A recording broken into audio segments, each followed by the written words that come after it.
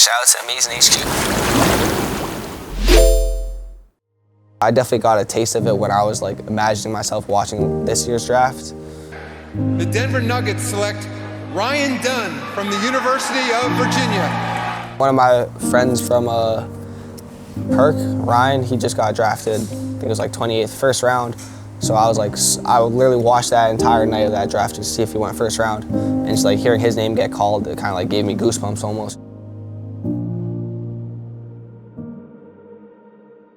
Anytime you see someone who you feel looks like you achieving success in an industry or in a sport or in a field where they're not quote unquote expected to have success, I think that that's always inspiring. And I think that, you know, for young kids who maybe didn't believe that they might be successful at basketball because they're not, you know, 6'8", they're not 200 plus pounds, they're not, you know, extraordinarily fast, or, you know, if they see someone being able to have success that maybe they wouldn't expect to have success, I think that that can be a great source of motivation. Just being like the first to do something is always really good because it kind of like opens the floodgates. I feel like just recently with just Canada basketball in general, it kind of just blossomed. So hopefully the same thing can happen for like, you know, just Asian people in general almost. I mean, just seeing people succeed before you, I think is like the best motivator. There hasn't really been another prospect like in the college basketball scene for some time. I think people look at that and take inspiration from it. He definitely has the talent, the potential, and the attitude to work hard. So I personally would like to see him be in the league one day. That would be for me almost a dream come true. If basketball is in his heart, which I believe it is, I want him to be able to take it to the extent that he can take it, whatever that may be. And I don't want to put a tag on that. I don't want to say it's NBA, I don't want to say it's pro, I don't want to, you know, I just want him to be able to pursue that passion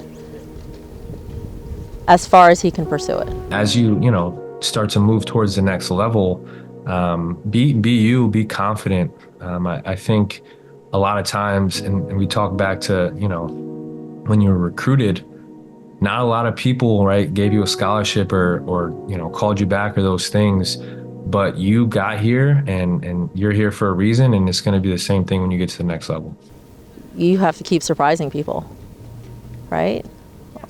Often you feel that limits are placed on you, but the only real limit that's important is the limit you place on yourself.